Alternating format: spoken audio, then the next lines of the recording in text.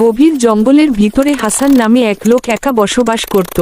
সে সবসময় প্রকৃতির মাঝে নিজের মতো করে কিছু তৈরি করার স্বপ্ন দেখত। একদিন জঙ্গলের মধ্যে হাঁটতে হাঁটতে সে একটি বিশাল উঁচু গাছ দেখতে পেল।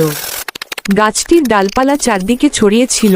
দেখে তার মনে হলো এখানেই সে নিজের স্বপ্নের ঘর বানাবে। পরদিন সকাল থেকেই হাসান কাজ শুরু করল।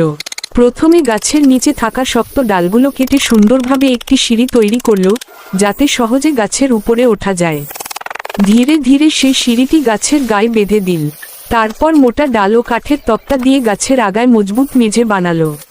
এরপর বাঁশ ও কাঠ দিয়ে চারপাশে দেয়াল তুলল এবং বড় বড় পাতা দিয়ে ছাউনি তৈরি করল। ছোট একটি জানালা বানালো, যাতে বসে দূরের পাহাড় আর আকাশ দেখা যায়। কয়েকদিনের কঠোর পরিশ্রমের পর গাছের আগায় তৈরি হলো এক সুন্দর ও শান্ত ঘর।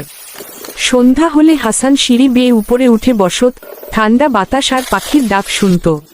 নিচে সবুজ জঙ্গল, উপরে খোলা আকাশ, মনে হতো সে যেন প্রকৃতির মাঝেই নিজের স্বর্গ খুঁজে পেয়েছে।